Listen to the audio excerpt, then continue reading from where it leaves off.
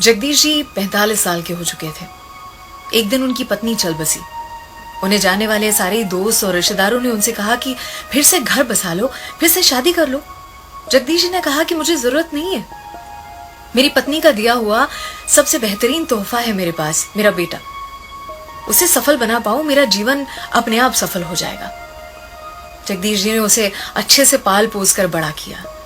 बड़ा हुआ तो उसकी धूमधाम से शादी भी की। अपना वेल सेट बिजनेस अपने बेटे के नाम कर दिया और खुद रिटायर हो गए। 1 साल हुआ होगा इस बात को और एक सुबह जगदीश जी थोड़ा जल्दी अपना नाश्ता करने बैठे हुए थे। उन्होंने कहा अपनी बहू से कि बेटा, ये पराठे थोड़े रूखे सूखे लग रहे हैं, थोड़ा सा दही मिलेगा क्या, 1 कटोरी भर, अगर है तो। बहू ने साफ कह दिया कि पिताजी दही तो बिल्कुल नहीं है। अब जब ये कहा तो बेटा नाश्ता करने टेबल की ओर ही आ रहा था, उसने सुन लिया।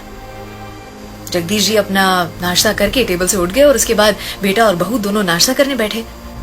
तब बहू ने ढक्कन के नीचे से 1 कटोरी भर के दही निकाला और अपने पति की प्लेट में रख दिया।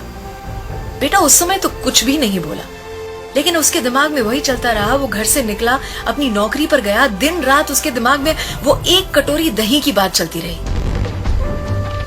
दूसरे दिन उसने अपने पिताजी से कहा, पिताजी चलिए हमें पंडित जी के पास जाना है, आपकी शादी की बात कर आया हूं, आपकी दूसरी शादी।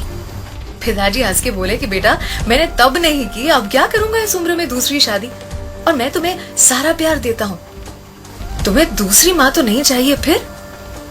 बेटे ने कहा कि पिताजी ये मैं अपनी दूसरी माँ लाने या आपके लिए दूसरी पत्नी लाने के लिए नहीं कर रहा हूं, ये मैं इसलिए कर रहा हूं ताकि आपको अपने हिस्से का 1 कटोरी दही रोज बराबर मिलता रहे। कल से मैं और मेरी पत्नी एक किराए के घर में रहने जा रहे हैं और मैं आपकी ही ऑफिस में काम करूंगा, पर एक कर्मचारी के तौर पर। पगार मिलेगी मुझे ताकि मेरी पत्नी को 1 कटोरी दही की कीमत सही से पता चले।